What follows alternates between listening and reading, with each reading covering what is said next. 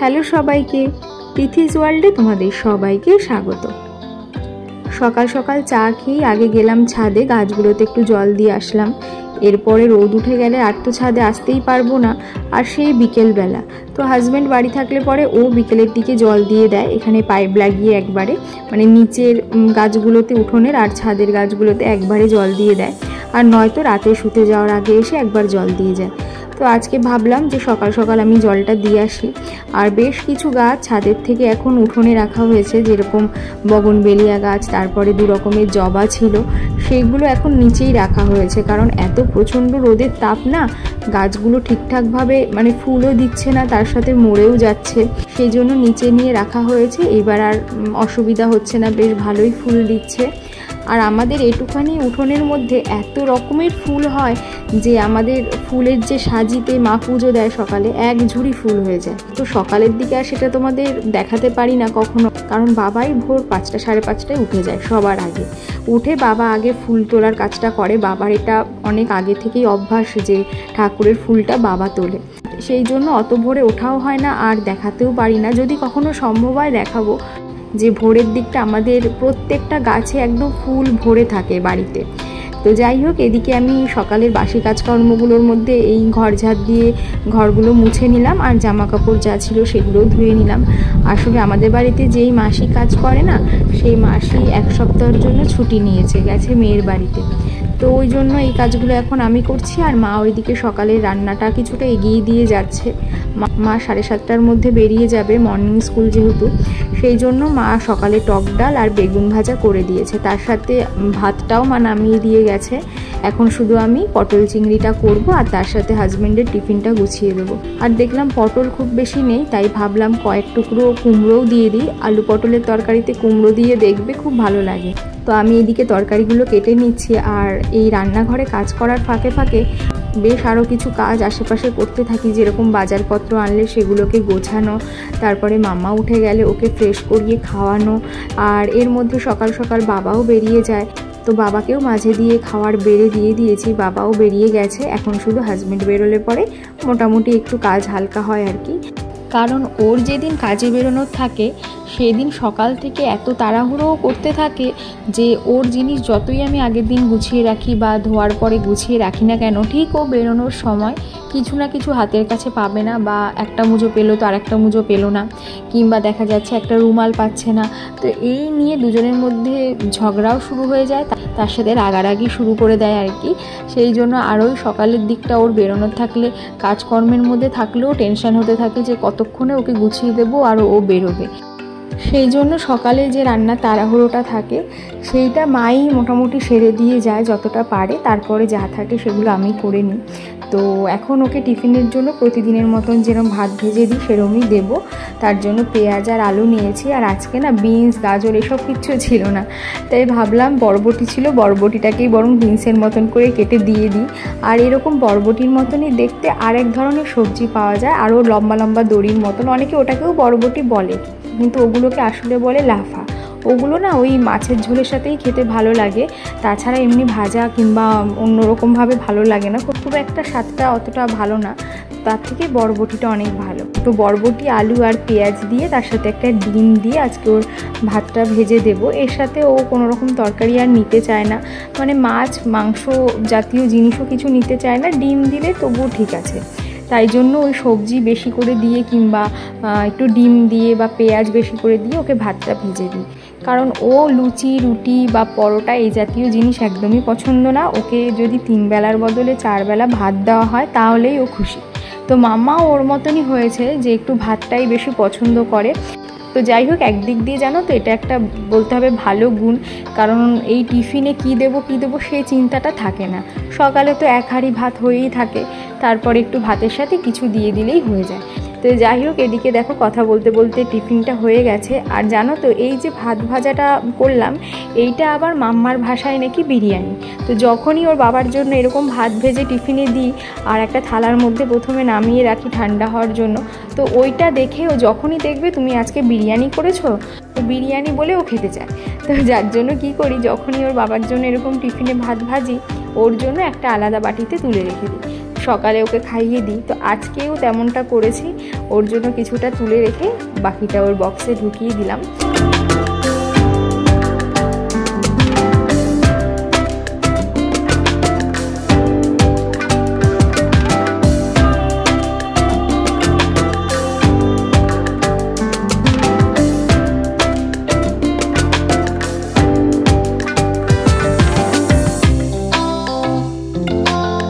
এই যে রান্নাবান্না আজকের হয়ে গেছে, পটল চিংড়ি, তার সাথে টক ডাল আর বেগুন ভাজা। তো এইবার ওকে টিফিনটা গুছিয়েও বেরিয়ে গেলে তারপর মাম্মাকে যে ভাতটা রেখেছিলাম সেটা খাইয়ে দেবো।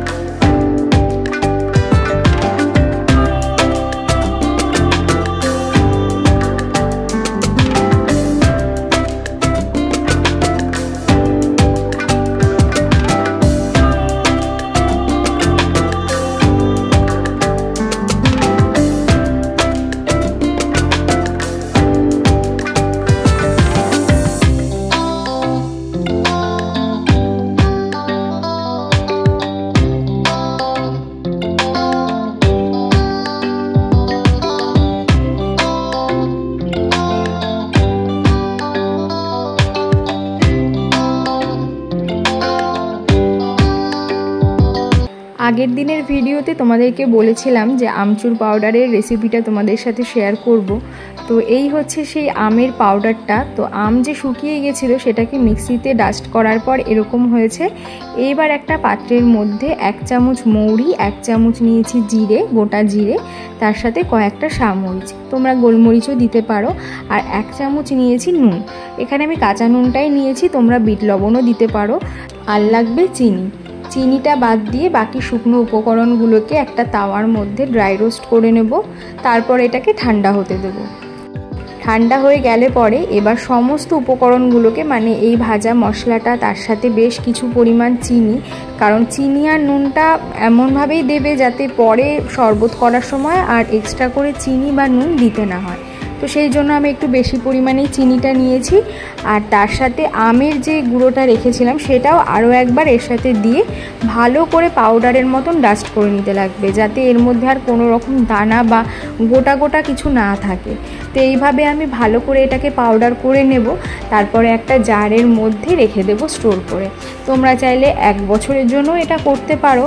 তো এইবার আমি যেহেতু প্রথমবার এটা করেছি, আমি বুঝতে পারিনি এটা গুঁড়ো করার পরে এতটা কম হয়ে যাবে। তো আমি যদি জানতাম এটা এতই ভালো হবে, তো আমি একটু বেশি পরিমাণেই করতাম। বাজারের আমচুর পাউডারের থেকে অনেক বেশি ভালো এটা হয়েছিল। আর আমার বয়সী বা আমার জেনারেশনে যারা রয়েছে তারা চিনবে, তখনকার দিনে না ওই 1 টাকা দামের ছোট ছোট চটপটের প্যাকেট পাওয়া যেত, সেগুলোকে আমরা ছিঁড়ে হাতে ঢেলে চেটে চেটে খেতাম। তো তো এক্স্যাক্টলি ওই স্বাদটাই আজকে এইটার হয়েছিল, যার জন্য আমি শুধুও বেশ কিছুটা খেয়ে ফেলেছি। আর তার সাথে মাম্মাকেও না একটা বাটির মধ্যে দিয়ে বসিয়ে দিয়েছি, আর ওরও খুব ভালো লাগছিল। তাই আমি বলবো তোমরা যারা এখনও এটা ট্রাই করোনি একবার করে দেখো।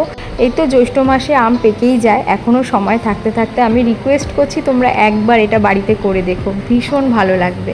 সেই জন্য আজকে আমি পাউডারটা বানিয়েই 1 জার শরবত করে রাখলাম ফ্রিজে, সবাই বাড়ি ফিরলে দেবো। এইবার যাব আগে স্নানে, অনেকটাই দেরি হয়ে গেল এইসব করতে করতে।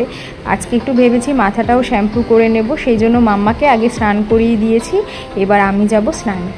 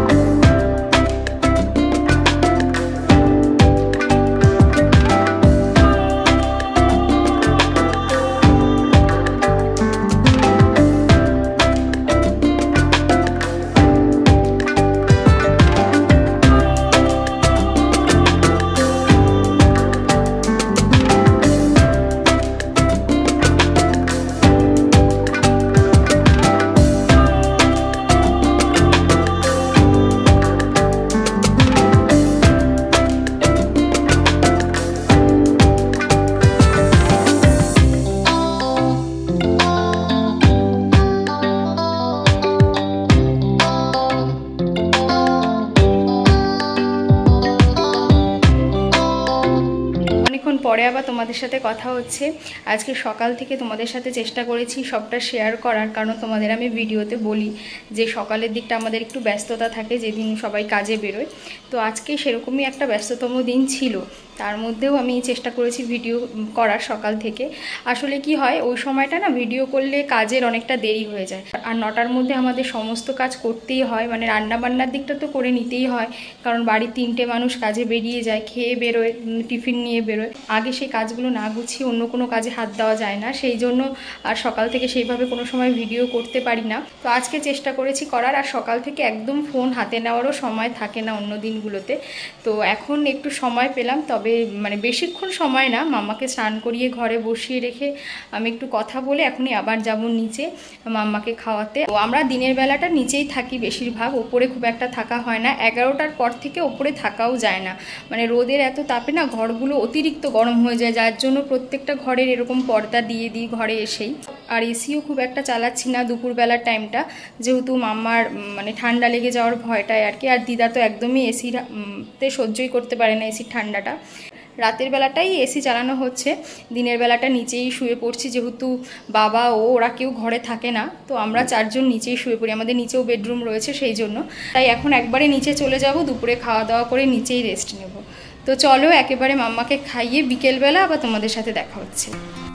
এই হচ্ছে বিছানার অবস্থা, এদিকে টিভি দেখছে। আসলে ওকে আমি স্নান করানোর সময়, মানে আমি যখন স্নানে যাই ওকে একটু টিভিটা চালিয়ে দিয়ে যাই, ও বসে বসে টিভি দেখে, তারপর আমি স্নান করি। তো আজকে ওকে আগে স্নান করিয়ে দিয়েছি, দিয়ে ও টিভি দেখছিল, আমি স্নান করতে গেছিলাম। তো এই হচ্ছে বিছানার অবস্থা।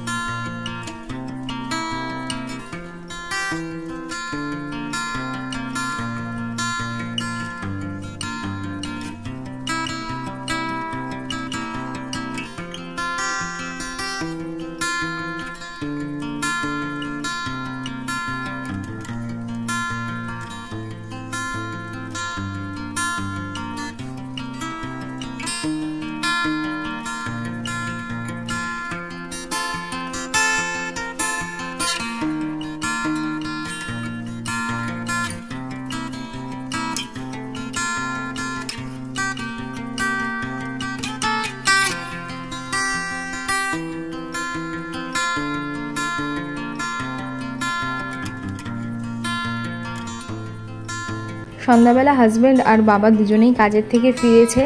এখন ওদের জন্য একটু জ্যাম পাউরুটি করে দিচ্ছি, আর তার সাথে সকালে যে শরবতটা করেছিলাম সেইটাও দিয়ে দিলাম। অন্যদিন হলে এসেই আগে চা খেতে চায়, কিন্তু এখন এই গরমে চাটাও খেতে চায় না, সেই জন্য শরবতটাই ঠিক আছে, তাই পাউরুটির সাথে শরবতটাই দিলাম। আজকে আসার সময় ওরা বাজারে কমে একটু পেয়েছে চিংড়ি মাছ আর মোরলা মাছ নিয়ে এসেছিলো বাড়িতে। সন্ধ্যাবেলা এত মাছ দেখে আমি তো ভয় পেয়ে গেছি যে কি করে এগুলো কাটবো আর কতক্ষণে কাটবো। তো তারপরে আমি, দিদা, মা তিনজনে মিলেই হাত লাগালাম আর তাড়াতাড়ি করে সমস্ত মাছ কেটে ধুয়ে ফ্রিজে তুলে রাখলাম। আজকে আর কিছু করব না, রান্না সব রয়েছে। এরপরে আবার পুজোও রয়েছে, সন্ধ্যাবেলার পুজোটা। তো মাছ কাটতে কাটতে অনেকটাই দেরি হয়ে গেছিলো। এবার আগে দৌড়ে একটু স্নান করে তারপরে বসবো পুজোয়, কারণ মাছ ঘেটে এই সন্ধ্যাবেলা সারা গায়ে মাছের একটা আষ্টে গন্ধ হয়ে গেছিলো। তাই স্নান করে এখন যাব পুজো দিতে।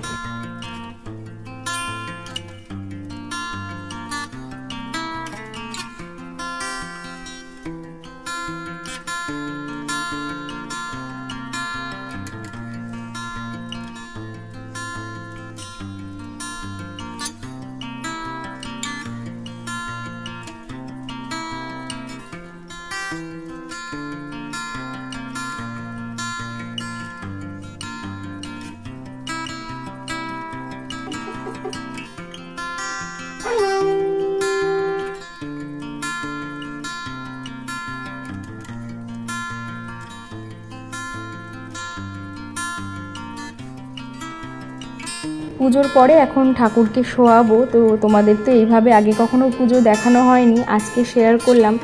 আর আমাদের গোপালের জন্য যে পয়লা বৈশাখে জামা কিনেছিলাম, তোমাদের তো বলেছিলাম সেই সময় যে বুঝতে পারছিলাম না যে কোন সাইজটা হবে। তো তখন 2 নাম্বার সাইজ ওরা বলেছিল, সেই অনুযায়ী তো জামা এনেছি। অন্যান্য জামাগুলো ঠিকঠাক আছে, যেহেতু নিচে অনেকটা ঘের রয়েছে, অতটা অসুবিধা হয় না। তবে এই যে নাইট ড্রেসগুলো এনেছি না, দুটোই বড় হয়েছে। তবে পরানো যাচ্ছে, এমন না যে পরানো যাচ্ছে না, কিন্তু যেটা বুঝলাম 2 নাম্বার সাইজে আমাদের হবে না, 1 নাম্বারই আমাদের ঠিকঠাক। কিন্তু এখন গোপালকে এই জামাগুলো পরিয়ে শোয়াচ্ছি। এগুলো খুব নরম, মানে এখন পরতে পরতে সুতির তো অনেকটা নরম হয়ে গেছে। আমাদেরও গরমকালে শুতে গেলে মনে হয় একটু নরম হালকা কিছু পরে শুই, তাতে একটু আরামে ঘুম হবে। তাই গোপালকেও আমরা সেই জন্য এরকম একটু নরম তরম জামা কাপড় পরিয়েই শোয়াই।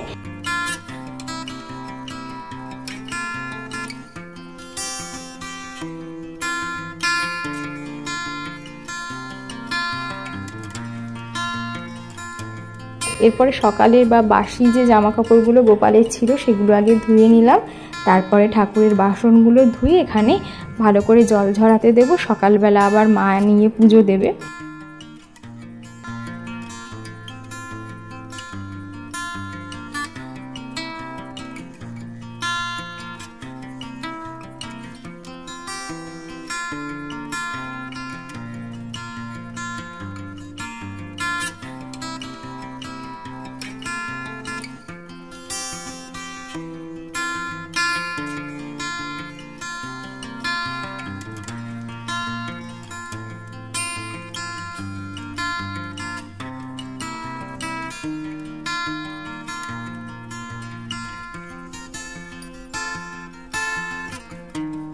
তো এই তো সন্ধ্যাবেলার বড় কাজগুলো আমি সারলাম।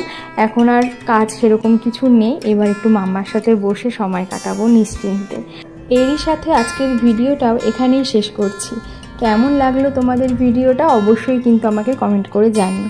তার সাথে এত বড় ভিডিওটা যারা দেখতে দেখতে একদম শেষ অবধি চলে এসছো, তাদেরকে অসংখ্য ধন্যবাদ আমার পাশে থাকার জন্য।